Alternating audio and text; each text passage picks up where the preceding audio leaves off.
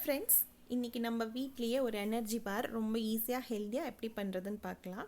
அடுப்பில் ஒரு கடாய் வச்சுருக்கேன். 2 கப் ஓட்ஸ் சேர்த்துருக்கேன். இன்ஸ்டன்ட் ஓட்ஸ் சேர்க்குறேன், நீங்கள் ரோல்டு ஓட்ஸ் சேர்த்துக்கலாம். கையில் தொட்டு பார்த்தா சூடு வரணும், அந்த அளவு வறுத்தா போதும். இப்போ இதை ஒரு பெரிய பாத்திரத்துக்கு, வாய் அகலமான பாத்திரத்துக்கு இதை மாற்றிடுறேன். அடுத்ததாக நட்ஸ் சேர்க்குறேன். கேஷ்யூ, பாதாம், கொஞ்சமாக வால்நட் 3 சாப் பண்ணி வச்சுருக்கேன். இதை அடுப்பில் போட்டு லேசாக சூடு பண்ணணும், தொட்டால் சூடு வரணும்.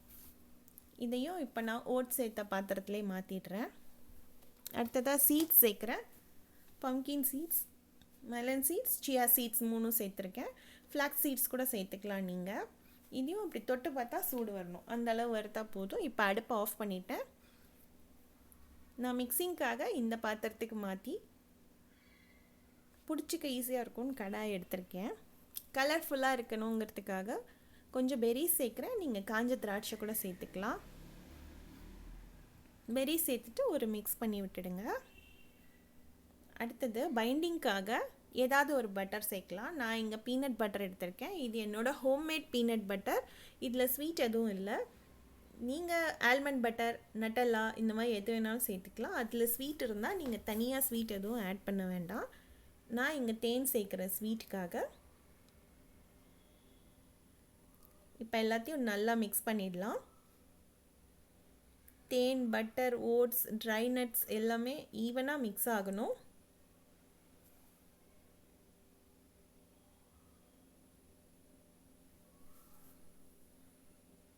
கொஞ்சம் கொஞ்சமாக எல்லாம் நல்லா மிக்ஸ் ஆகிட்டு வருது. இப்போ ஆல்மோஸ்ட் வந்துருச்சு பாருங்கள்.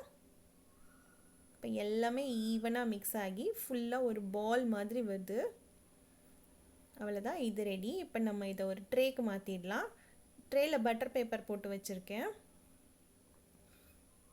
இப்போ இந்த ஓட்ஸ், ட்ரை ஃப்ரூட்ஸ்லாம் சேர்த்ததை இதுக்கு மாற்றிடலாம்.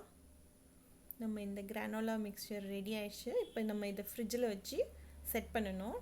அதுக்கு முன்னாடி இதை நல்லா அழுத்தி அழுத்தி செட் பண்ண வைங்க. எங்கேயாவது கேப் தெரிஞ்சால் அந்த இடத்துலலாம் நல்லா அழுத்தி விடுங்க.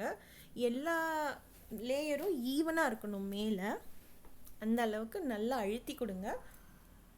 இப்போ ஒரு ஃப்ளாட் டம்ளர் எடுத்து எல்லா பக்கமும் ஈவனாக ஆகிறதுக்காக அழுத்தி கொடுக்குறேன்.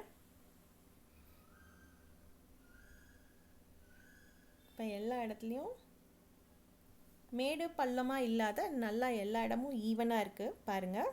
இப்போ நான் இதை ஒரு ஃப்ரிட்ஜில் 3 மணி நேரம் வச்சு செட் பண்ணிவிட்டு அப்புறமா காட்டுறேன். இப்போ 3 மணி நேரம் ஆயிடுச்சு பாருங்கள். எந்த இடத்துலையும் கேப்பே இல்லாமல் ஈவனாக இருக்குது. நமக்கு விருப்பமான ஷேப்பில் இதை கட் பண்ணிக்கலாம். சீட்ஸ்லாம் இருக்கிறதால கொஞ்சம் கட் பண்ணுறது கஷ்டமாக இருக்கும். கொஞ்சம் ப்ரெஷர் கொடுத்து தான் கட் பண்ணணும்.